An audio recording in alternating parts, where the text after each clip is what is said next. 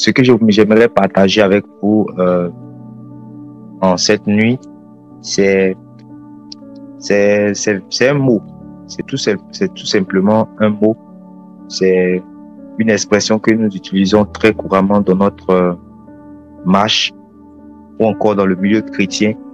Voilà. Et ce que je veux que nous partageons aujourd'hui, je veux partager avec mes frères. Pendant que j'étais couché, ça peut-être 30 minutes ou bien 20 minutes avant la réunion, c'est là que j'ai reçu cela du Saint-Esprit. Voilà. Donc, ce dont nous allons parler aujourd'hui, c'est la révélation. La révélation. Amen. C'est un mot aujourd'hui qui est tellement utilisé dans notre jargon du christianisme. C'est un mot qui est tellement utilisé dans le christianisme, dans la chrétienté, et qui est plusieurs fois aussi utilisé dans la Bible. Voilà. Parce que la Bible même est un livre de révélation. La Bible est un livre de révélation divine. C'est-à-dire un livre inspiré par Dieu. Voilà. Donc, on est dans une affaire de révélation. Mais, vous savez, tout ce qui vient de Dieu est forcément attaqué par le diable. Tout ce qui vient de Dieu, tout ce qui a pour origine Dieu, tout ce qui est envoyé par Dieu, tout ce qui est tout ce qui est la volonté de Dieu, tout ce qui est la création de Dieu, tout ce qui est le fait même de Dieu, tout ce qui fait l'apologie de Dieu, tout ce qui est créé par Dieu est attaqué par le diable. Voilà. Est attaqué par le diable. Le diable n'aime pas ce qui est vrai. Il est toujours dans ce qui également est faux. Donc, quand Dieu envoie les choses qui sont vraies, quand Dieu révèle quelque chose, quand Dieu montre quelque chose, le diable attaque tout de suite. C'est pour cela que vous allez voir qu'aujourd'hui, tellement il y a eu les faux prophètes, tellement il y a eu vraiment un abus de la parole de Dieu qui est la parole révélée. Ces expressions comme révélation font aujourd'hui peur. Donc on entend révélation, on a peur. Voilà, si je me trompe, vous pouvez me dire, hein, parce que voilà, dans notre milieu, quand on entend révélation, ça devait être un mot qui nous plaise. Voilà, ça devait être quelque chose qui nous intéresse. Voilà, mais ça nous fait peur comme si c'était la séduction. La révélation n'est pas égale à la séduction. C'est la séduction que nous devons fuir. La séduction fait peur. C'est le péché que nous devons fuir parce que le péché détruit l'âme. C'est comme on appelle ça même, la séduction, la dépravation, le péché, c'est la fornication, ce type de mots-là. Voilà. Ce sont ces choses-là que nous devons fuir, mais pas en fait la révélation, parce que la révélation même, nous sommes dans une affaire de révélation. Voilà. Donc, ne regardons pas parce que c'est un mot qui a été abusé, c'est un mot que les gens sont rentrés réellement dans l'extrême. Les gens ont désacralisé le mot, les gens ont bafoué la chose. Et donc nous, les enfants de Dieu aussi sont rentrés aussi dans, comme on appelle ça même, dans cette mouvance à négliger les choses de Dieu, à fuir les choses de Dieu, à rejeter les choses même qui viennent de Dieu.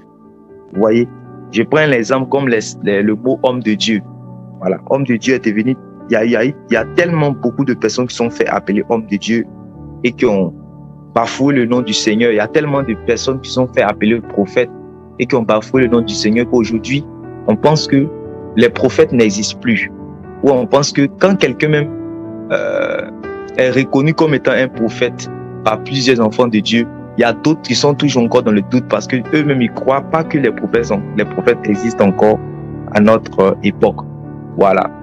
Or, le Seigneur Jésus a dit que celui qui reçoit un disciple en qualité de juste, en qualité de disciple, celui qui reçoit un juste en qualité de juste va recevoir une récompense de juste. Et celui qui reçoit un prophète en sa qualité de prophète va recevoir une récompense de prophète.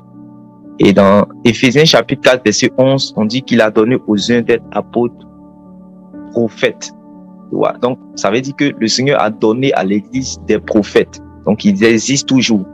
Même l'Église est édifiée sur le fondement des apôtres et des prophètes. Jésus-Christ est lui-même la pierre angulaire.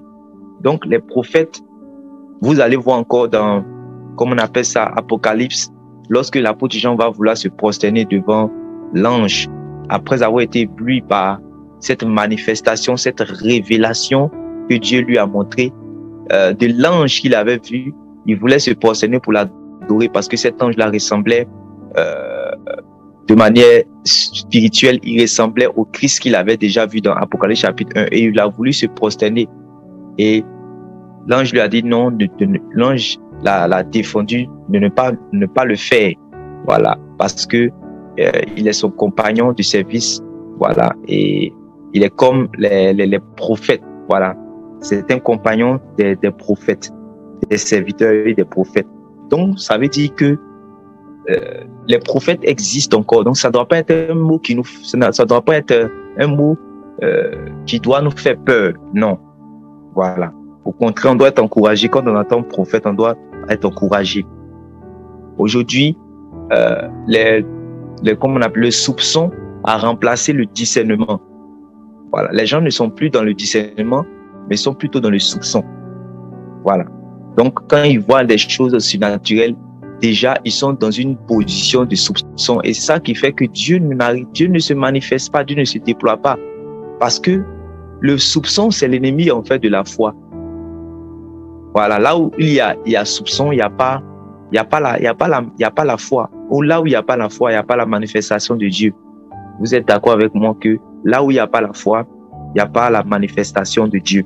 Donc, tellement beaucoup de choses ont été désacralisées, beaucoup de choses ont été négligées, beaucoup de choses ont été bafouées, beaucoup de bonnes choses que Dieu même nous a données ont été rejetées. Les gens ont peur de cela. Ça fait que Dieu ne peut pas avancer réellement avec nous. Vous comprenez? Dieu ne peut pas avancer avec nous. Dieu ne peut pas avancer avec nous. Nous ne devons pas être réellement comme ces disciples qui sont dans la barque, voyant le Seigneur marcher sur les eaux et puis lui dire que c'est un fantôme. Il dit non, je ne suis pas un fantôme, c'est moi. Si vous ne croyez pas, alors Pierre, tu veux venir me rencontrer? Alors sors de la barque, viens vers moi. Et Pierre réellement a dit, si c'est toi qui me dis réellement, je viens. Et Pierre a marché sur l'eau. Donc il a expérimenté quelque chose de surnaturel parce que lui, il avait la foi que les autres qui étaient dans la barque n'avaient pas. Et ma prière et le vœu de mon cœur, c'est que réellement tu puisses croire au Dieu que tu es en train d'invoquer. Ce n'est pas un petit Dieu. Voilà. Il existe avant le commencement. Tout ce qui a été fait là, c'est lui qui a créé. Tout ce qui a été fait, c'est lui qui a créé. C'est-à-dire que Dieu n'a pas de source, il est lui-même sa source. Donc, Dieu est un être vraiment qui est terrible, on peut pas le comprendre parfaitement. Voilà, il nous a donné de le connaître par son Fils Jésus venu sur la terre pour nous donner quelques indices pour que nous puissions connaître Dieu d'une manière. Mais nous ne le connaissons pas parfaitement. Jésus même a dit, voilà, comme on est en train de parler même de révélation, vous allez voir que Jésus a dit, nul ne connaît le Père sinon le Fils. Voilà, et nul ne connaît le Fils sinon le Père. Voilà. Et Jésus a dit que c'est lui qui fait connaître le Père. C'est lui qui révèle aux gens le Père. C'est-à-dire que s'il ne t'a pas donné la révélation du Père, tu ne peux pas réellement le connaître. Donc, comme j'ai dit, nous sommes dans une affaire de révélation. Voilà. Nous sommes dans une affaire de révélation. Donc, on parle de révélation. La révélation, en fait, c'est une action de révéler. Voilà. De révéler quelque chose qui est encore sous forme de mystère, de révéler quelque chose qui est caché. Quand on dit révéler quelque chose, ça veut dire que la chose, on ne connaissait pas la chose. Vous voyez? Voilà, c'est une découverte. Voilà, le fait de faire connaître quelque chose, c'est ça qui est la révélation. Vous voyez? Le fait de faire connaître quelque chose, c'est ça qui est la révélation. Voilà. Donc, la révélation n'est pas... Voilà. On va prendre un passage même pour pouvoir comprendre cela. Prenez par exemple Matthieu chapitre 16, verset 18. Verset 13 là-bas. Matthieu chapitre 16, à partir du verset 13. Donc, nous sommes dans une affaire de révélation. La révélation n'est pas quelque chose de diabolique. Voilà, il y a plusieurs types de révélations. Quand vous allez lire la Bible, vous allez voir qu'il y a ce qu'on appelle la révélation divine. Voilà, ce sont des manifestations de Dieu. Voilà, ce sont des manifestations de Dieu. Par exemple, lorsque Moïse, étant sur la montagne, va dire à Dieu, Seigneur, fais-moi voir ta gloire. Et le Seigneur va dire, personne ne peut voir ma face et vivre. Donc, Moïse, il était celui-là même qui parlait face à face avec Dieu. Mais malgré cela, arrivé à un certain moment, il avait quelque chose il avait comme l'impression que Dieu ne s'était pas pleinement révélé à lui. Et lui a dit, Seigneur, je veux voir réellement ta gloire. Et le Seigneur lui a dit, personne ne peut voir ma face et vivre. Ça veut dire qu'il y a quelque chose que Moïse n'avait pas encore vu. Voilà. Plus il était en intimité avec Dieu, il savait que Dieu ne se révélait pas pleinement à lui. Et Dieu lui a dit que je vais passer sur mon dos seulement, tu vas voir, sinon tu ne peux pas voir ma face. Car celui qui va voir ma face va mourir. Vous comprenez cela? Donc, la gloire de Dieu, selon même le proverbe chapitre 25, la gloire de Dieu, c'est de cacher les choses. Et la gloire des rois, c'est de découvrir ce que réellement Dieu a caché.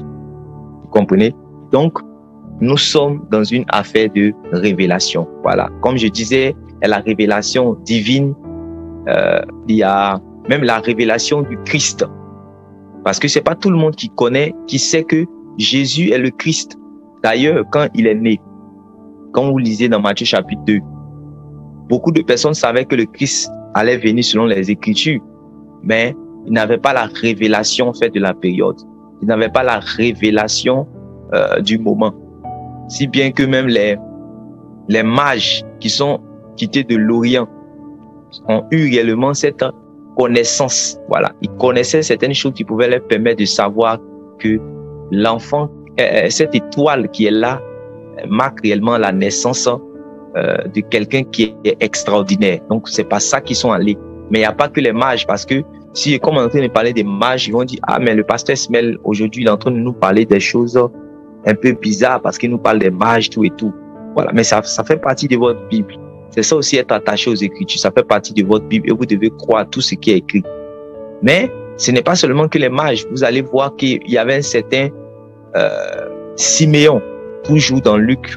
Voilà, quand on prend Luc, on voit que Siméon, il avait été averti divinement. On dit Siméon était rempli du Saint-Esprit. Il était un homme pieux, mais il avait été averti divinement par le Saint-Esprit. Donc, le Saint-Esprit lui a donné la révélation du Christ au point où, quand il a attrapé l'enfant, il a su que voilà le Christ que Dieu lui avait promis de voir avant de quitter la terre. Donc, il a eu la révélation. La révélation n'est pas diabolique. La révélation vient de Dieu. Regardez, regardez les prophètes, regardez Abraham, regardez Jacob, regardez Isaac, regardez tout cela. Ils ont marché avec Dieu dans la révélation. Voilà. Regardez Noé. C'est par révélation qu'il a construit également l'arche. Voilà. L'arche de Noé là, a été créée en fait par la révélation parce que Dieu s'est fait connaître à lui pour lui dire voilà. Donc la révélation, c'est l'action de révéler, c'est l'action de dévoiler quelque chose, c'est l'action de faire connaître quelque chose que les hommes en fait ne connaissent pas. Voilà. Nous ne connaissions pas Dieu, mais Dieu s'est fait connaître à nous, c'est une révélation. Donc, il y a la révélation divine, il y a la révélation des Écritures, la révélation de la parole, la révélation des Écritures. Vous pouvez par exemple lire, comme on appelle ça, une écriture sans en connaître profondément le sens. Mais lorsque le Saint-Esprit vient vous donner un éclaircissement, cet éclaircissement-là est appelé aussi la révélation. Voilà, vous pouvez lire même dans Psaume 119, le verset 130. Psaume 119, le verset 130, avant que nous puissions rentrer réellement dans le sujet, voilà. Vous pouvez regarder, quand vous lisez le psaume 119, verset 130, la Bible va dire c'est la révélation de ta parole qui éclaire, qui donne de l'intelligence à ceux qui sont sauvés. Donc, les Écritures, là, la parole, c'est la révélation de la parole qui éclaire. Ça veut dire que je peux lire la Bible, mais je vais lire la Bible comme, comment il s'appelle, l'eunuque éthiopien. Voilà, l'eunuque éthiopien lisait la Bible dans Ésaïe chapitre 53 sans savoir de qui il était question, au point de demander est-ce que ici il s'agit d'Ésaïe lui-même ou bien il s'agit de qui? Et parce que Philippe lui a dit, comprends-tu ce que tu lis? Et il a dit, comment est-ce que je vais comprendre s'il y a personne qui m'explique? Voilà. Donc, ça veut dire que Philippe, lui, il avait la révélation de ce qui était écrit. Donc, il va donner le sens, il va donner un éclaircissement, il va dévoiler la chose qui était cachée aux yeux de Philippe. C'est une révélation, la révélation des Écritures. Voilà. Donc, il faut bien comprendre les choses. Il y a aussi, quand on parle de révélation, il y a les dons de révélation. Vous allez voir, par exemple, dans Jean chapitre 4, lorsque Jésus va envoyer ses disciples pour aller acheter à manger, à partir d'une certaine heure, il y a une femme qui va venir au puits pour pouvoir puiser de l'eau. Et le Seigneur va se révéler à elle, parce qu'elle le voyait comme étant un homme, jusqu'à ce qu'elle le découvre comme prophète, jusqu'à ce qu'elle le découvre comme le Messie qui devait venir et qu'elle puisse croire. Sa vie réellement a été abreuvée. Celle qui était venue chercher les eaux, elle a laissé réellement son seau d'eau là-bas et elle a été réellement ravivée. Elle a été remplie de l'eau réellement dont elle avait soif, au point réellement de partir chercher les personnes pour venir écouter la parole de Dieu. Voilà. Et dans ces dons de révélation, le Seigneur lui a dit que va appeler ton mari. Elle a dit que non, celui à qui ce n'est pas son mari. Le Seigneur lui a dit oui, en réalité.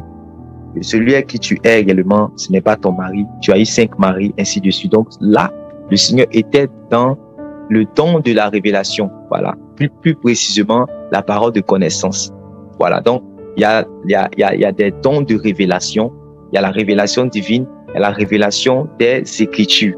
Donc, toutes ces choses ne sont pas diaboliques. Lorsque vous ouvrez votre Bible, vous allez voir ces choses. Vous allez voir, par exemple, Samuel. Samuel était à Silo. Il a grandi avec Élie le sacrificateur. Élie le sacrificateur avait ses fils qui étaient pervers, qui étaient des fils de Bélial, qui se comportaient d'une manière indigne, d'une manière perverse, d'une manière démoniaque. Et il profanait le temple de Dieu et il faisait ce qui était désagréable à Dieu. Au point où le Seigneur va envoyer un prophète pour envoyer une malédiction sur la famille de Élie.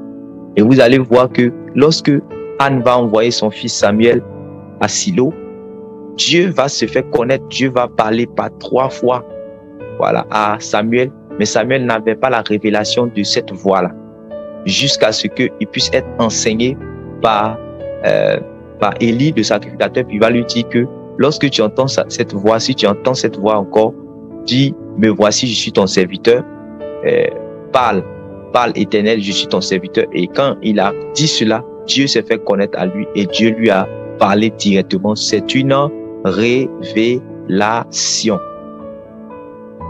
Voilà. Vous comprenez cela? C'est une révélation. Donc, prenons le passage. Voilà. On va parler de la révélation qui nous concerne même. On va parler de la révélation qui nous concerne.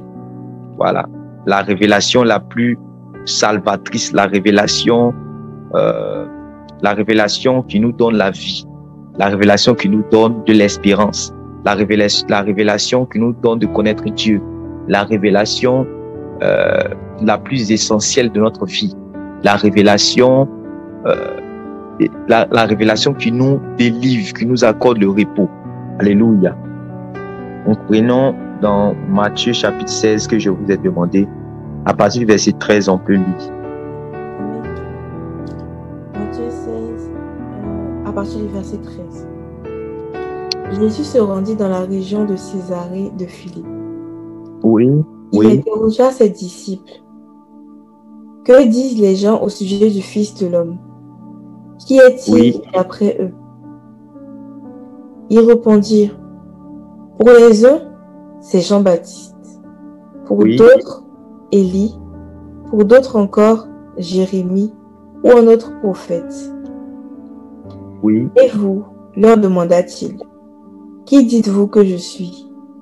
Oui. Simon Pierre lui dit, tu es le Messie, le Fils du Dieu vivant. Amen. Amen. Simon-Pierre lui dit, tu es le Messie ou encore tu es le Christ. C'est la même chose. Le Messie ou le Christ, le Fils du Dieu vivant. Oui. Jésus lui dit alors, tu es heureux, Simon, fils de Jonas, car ce n'est pas de toi-même que tu as trouvé cela. C'est Voilà. mon Père céleste qui te l'a révélé. Vous comprenez maintenant, non? Répète encore cette partie du verset 17. Écoutez très bien. Jésus lui dit alors, tu es heureux, Simon, fils de Jonas, car ce n'est pas de toi-même que tu as trouvé cela. C'est mon Père céleste qui te l'a révélé. Amen. Donc, ce n'est pas, on dit, car ce n'est pas de, le Seigneur Jésus dit, ce n'est pas de toi-même, en fait, que tu as trouvé cela. C'est-à-dire que ce ne sont pas la chair et le sang, dans d'autres versions. Ce n'est pas un homme qui te l'a dit. Ce n'est pas un homme qui t'a appris cela. Voilà. Ce n'est ni la chair et le sang qui t'ont donné de trouver cela. Il dit, tu es heureux, fils de Simon. Tu es heureux, Simon, fils de Jonas, car ce ne sont pas la chair et le sang qui t'ont révélé cela. Comprenez, non? Qui t'ont révélé cela, mais c'est mon Père qui est dans les cieux. C'est parce que le Seigneur Jésus disait que c'est le Père qui révèle en fait le Fils.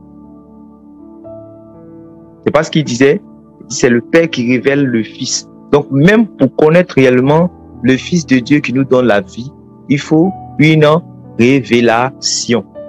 Voilà. Mais gloire soit rendue à Dieu. Nous avons cette révélation-là même de manière scripturaire dans les Écritures. Mais beaucoup de personnes ont la Bible.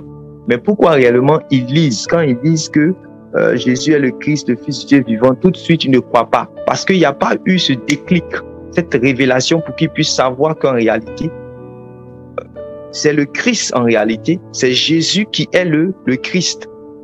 Voilà. C'est Jésus qui est le Christ. Il faut une révélation pour savoir que le Christ dont les Écritures, c'est-à-dire les psaumes, la loi, les prophètes parlent là, c'est lui-même, c'est Jésus qui est venu là. C'est-à-dire que l'homme Jésus qui est né par la vertu du Saint-Esprit, par l'autruchement aussi de Marie là, qui a grandi à Nazareth là. Celui-là qui a été élevé et qui a fait la charpenterie aussi avec, comment on appelle ça même, avec Joseph là. C'est lui là qui est le Messie, le Christ qui doit venir pour sauver les hommes. Le Christ qui vit éternellement, c'est lui. Donc si, il faut une révélation. Parce que c'était le Jésus homme qui était au devant de comment il s'appelle, de Pierre. Voilà.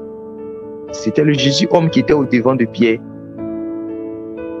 Mais il a fallu une révélation pour savoir que c'est-à-dire que à l'intérieur de cette enveloppe Chanel là se trouvait réellement celui qui a existé avant la fondation réellement du monde, qu'on appelle le Christ. Selon qu'il est écrit, au commencement était la parole était avec Dieu, et la parole elle-même était Dieu.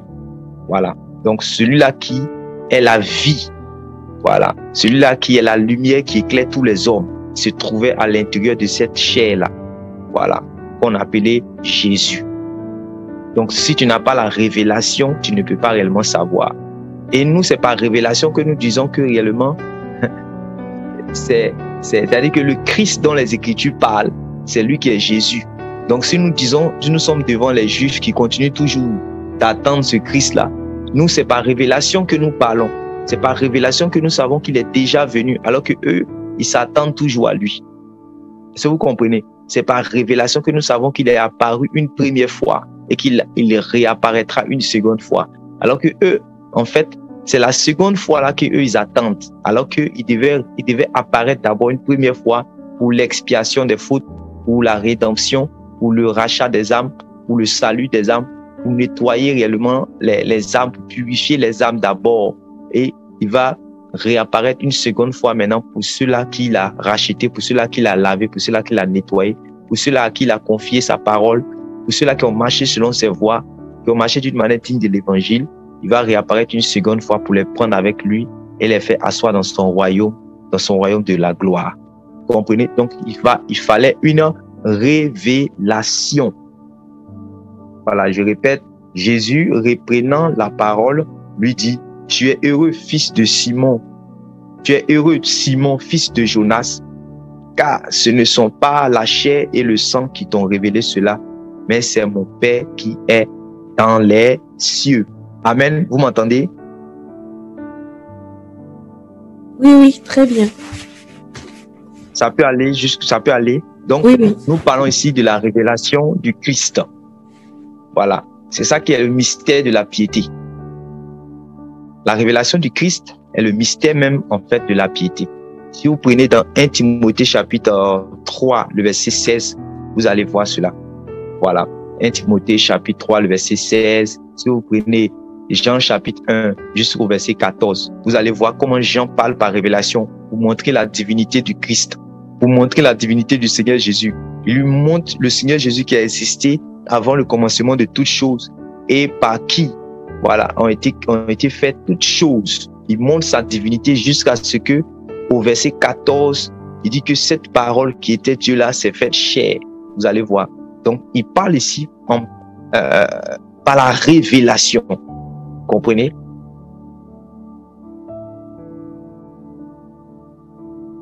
Donc, Simon lui dit, tu es le Christ, le Fils du Dieu vivant. Et Jésus lui dit, voilà, tu es heureux. Comprenez? Donc, il était dans la révélation et Jésus lui dit, tu es heureux. Donc, ne pensez pas que la révélation, c'est quelque chose de... Voilà. C'est-à-dire que la révélation est une bénédiction. Pourquoi la révélation est une bénédiction? Parce que la parole de Dieu dit, les Écritures disent que lorsque le peuple est sans révélation, le peuple est sans frein. Vous avez quelqu'un déjà lu cela?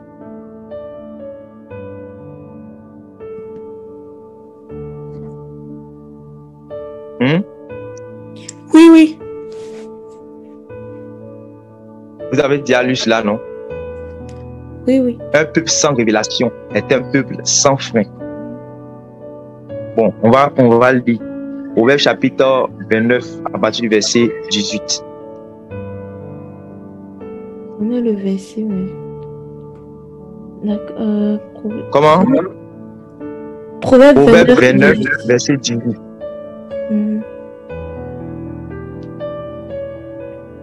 Proverbe 29, verset 18. Quand il n'y a plus de révélation divine, le peuple se laisse aller. Ça, je lis selon la version Semeur. Vous comprenez, non? On dit, quand il n'y a plus de révélation, quoi? Le peuple se laisse aller. De révélation divine. Quand il n'y a plus de révélation divine, vous comprenez maintenant pourquoi j'ai parlé de révélation divine? Parce qu'en réalité, vu que nous sommes dans un monde physique et que ce qui domine ce monde physique, c'est le monde invisible, le monde spirituel. Or, le monde spirituel n'est pas chez Dieu seulement. Le monde spirituel n'est pas composé de Dieu seulement. Le monde spirituel est composé de Dieu et aussi réellement de Dieu, de ses serviteurs et aussi de ceux-là qui se sont rebellés, qui ont fait la guerre contre le royaume de Dieu, qui ont été vaincus et qui ont été chassés. Donc, eux aussi font partie de ce monde invisible-là. Donc, eux aussi, en fait, ils sont en fait dans le domaine de la révélation. Je ne sais pas si vous me comprenez. Donc, eux aussi, réellement, ils se révèlent. Mais ce n'est pas parce qu'il y a une révélation des esprits, une révélation des démons, c'est-à-dire que là, c'est pas parce que la révélation n'est pas seulement chez Dieu que la révélation divine n'existe pas. Je vais prendre un autre exemple. Bon, j'espère que vous avez compris déjà le passage de Proverbe chapitre 29, à partir du verset 18, c'est ça, non?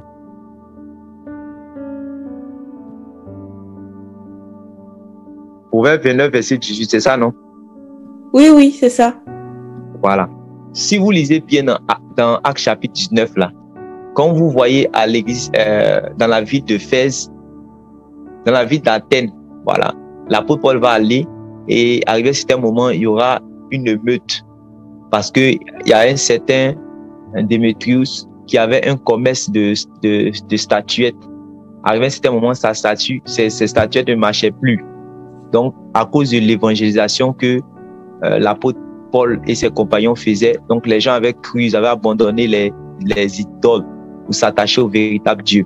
Mais lui, il va créer une émeute et arrivé à un certain moment, il va dire, ils vont inviter réellement, ils vont faire intervenir quelqu'un qui va venir en fait dire que, il va dire quelque chose de très important en disant que Diane qui était une divinité qui était adorée à cette époque, voilà. Autrefois, on appelait par exemple Astarté, et aujourd'hui, les gens appellent la reine du ciel. Elle s'appelait en fait Diane. Diane, là, c'est-à-dire que l'aspect que Astarté avait, c'est-à-dire cet aspect féminin, voilà. Il y a aussi, en Égypte, on appelle cela, c'est Isis, un truc comme ça, en Égypte, voilà. Donc, autant de l'Égypte, on appelait Isis chez les, comment on appelle ça même, en Babylone, on l'appelait Astarté, voilà. Et aujourd'hui, à Éphèse aussi, et à Athènes, du moins chez les Grecs, on l'appelait Diane, et aujourd'hui, les gens l'appellent la reine du ciel avec l'église catholique romaine. Parce que nous tous, nous savons qu'il n'y a pas de reine au ciel. Parce que Jésus n'est pas encore marié. Quand Jésus va se marier, c'est avec l'église, il va se marier, c'est elle qui sera la reine. Mais on voit une église sur la terre qu'on appelle le catholicisme romain qui adore la reine du ciel. Et cette reine du ciel-là, il l'appelle Marie. Mais vous voyez que d'autres viennent rendre témoignage que elle leur apparaît, oui ou non? Voilà, c'est un ange déchu. Et cet ange déchu-là, regardez, quand vous lisez dans Actes chapitre 19, vous allez voir qu'il a dit, bon, allons-y rapidement, parce que vous êtes en train de m'envoyer quelque part, je suis obligé d'aller loin. Voilà, lis à partir du Actes verset chapitre 23. 19. Donc c'est à Éphèse que l'apôtre Paul se trouve. Excusez-moi, comme je disais, c'était à Éphèse, oui. Donc, difficulté à Éphèse. À cette époque, la voix du Seigneur fut l'occasion de troubles sérieux à Éphèse. Un bijoutier nommé Démétrius fabriquait de petits temples d'Artémis en argent et procurait aux artisans. Vous voyez, non? Il dit fabriquait de petits temples d'Artémis en argent. Tu vois que ici, la divinité a pris quel, vous voyez que la divinité a pris quel nom? Artémis. Cette divinité-là a pris quel nom? Artémis. Est-ce que vous avez une autre version? Vous allez voir peut-être que le nom va changer. Oui. Dans le second, on dit Diane. Ouais, dans le second, on dit Diane. Vous comprenez, non? Voilà. Ça, c'était à Rome. C'est comme ça qu'on appelait, on dit Diane. À Éphèse, on l'appelait Artémis. Maintenant, comme on appelle ça, mais dans l'Antiquité, on l'appelait, comment on appelle ça? Dans l'Antiquité, on l'appelait Astarté. Vous pouvez lire ça avec Jérémie 47, 44 là-bas. Vous pouvez voir. Voilà, les enfants d'Israël ont été séduits même par cette divinité-là. Et ils ont commencé à faire des offrandes à cause de certainement de ces apparitions. Voilà. Donc le diable sait que Dieu se révèle de la manière que Dieu a parlé audiblement par révélation à Abraham. Il a parlé aux prophètes, voilà, que nous voyons dans les Écritures avant l'ancienne alliance jusqu'à ce que au temps de Moïse, tout ça, de la manière Dieu fait entendre sa voix.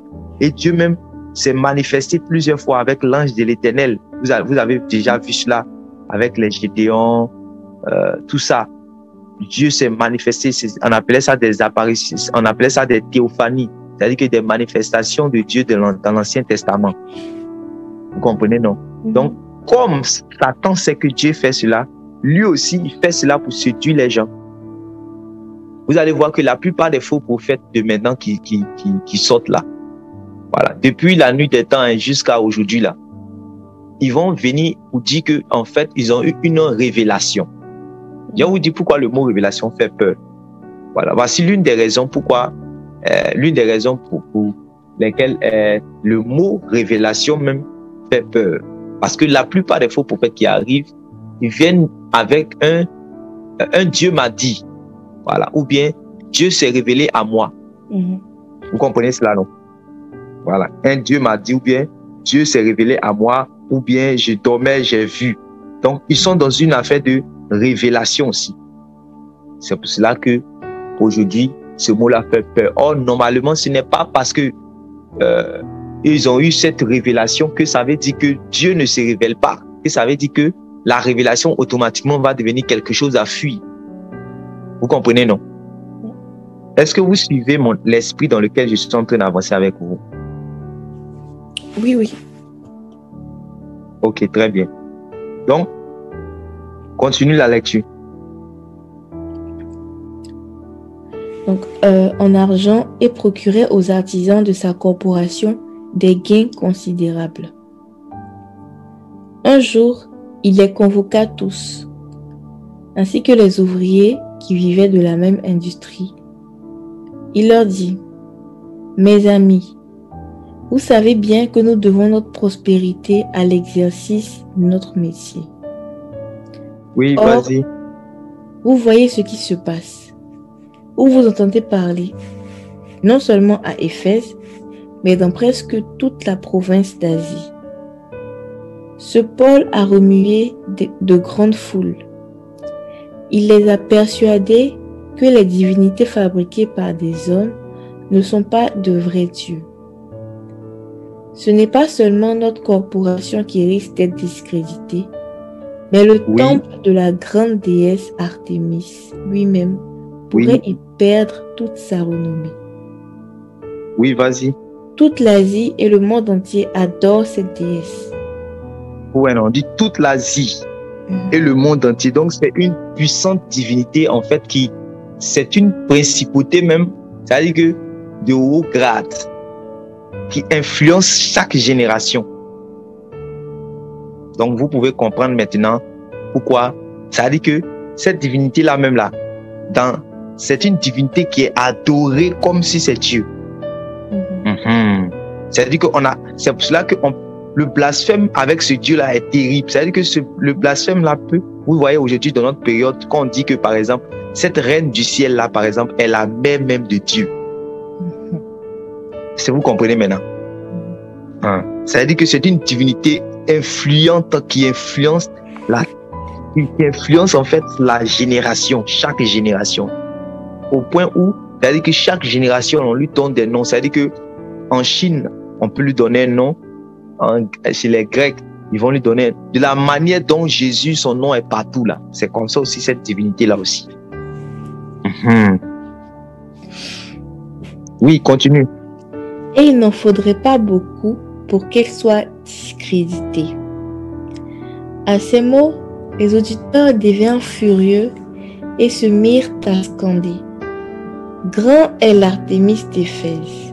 Grande est l'Artémis. Oh, que l'esprit vous parle. Ouais, que l'esprit vous parle. Vous voyez comment les gens se comportent, non? Tout ce que vous voyez aujourd'hui là, c'est ça qui est là. Vous voyez, non? Continue. Bientôt, comme c'est pas notre sujet d'aujourd'hui.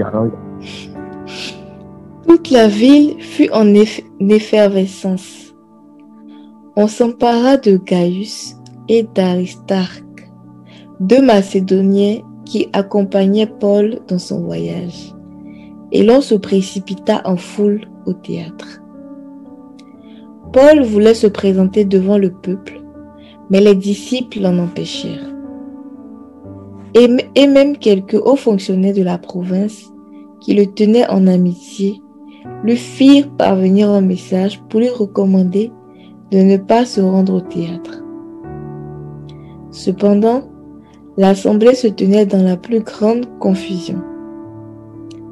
Les gens hurlaient, les uns criaient telle chose, les autres telle chose, et la plupart ne savaient pas pourquoi ils étaient venus. Des gens de la foule expliquèrent l'affaire à un certain Alexandre, que les Juifs avaient poussé en avant. Alexandre fit signe de la main qu'il voulait s'adresser au peuple pour prendre la défense de ses coreligionnaires. Ouais. Mais dès qu'on lui apprit qu'il était juif, tous se remit à crier en chœur pendant près de 2 heures. Grande est l'Artémis d'Éphèse. Vous comprenez, non? J'espère, je prie que le Seigneur nous fasse revenir encore sur ces choses-là. Mais déjà, je pense que ce que je suis en train de dire pour planter réellement les deux cols, vous êtes en train de comprendre les excitations de notre génération aussi. Tous ces émeutes, toutes ces professions de foi, ces soi-disant professions de foi là, ça a existé avant. Oui, continue. À la fin, le secrétaire de la ville parvint à calmer le peuple. Donc, le secrétaire de la ville maintenant, c'est de lui. Le secrétaire de la ville là, va dire quelque chose de très révélatrice. Oui, allons-y. Éphésiens, dit-il. Quel homme au monde ignore que notre cité d'Éphèse est la gardienne du temple de la grande Artémis et de sa statue tombée du ciel? Amen. Vous comprenez? Et vas-y. C'est là un fait incontestable. Il faut donc vous calmer et ne rien faire d'y réfléchir. Amen. Il dit que c'est un fait comment? Incontestable. Voilà. C'est un fait incontestable. Tout le monde entier, ce qui a fait que le monde entier a commencé à l'adorer, puis le monde entier est excité. Depuis le temps de Jérémie, quand on appelait ce Dieu, cette déesse-là, Astarté, là. En fait, c'est cette déesse Artémis, cette déesse Astarté, cette déesse Diane, a plusieurs noms selon les cultures, selon les provinces, selon les endroits. Là.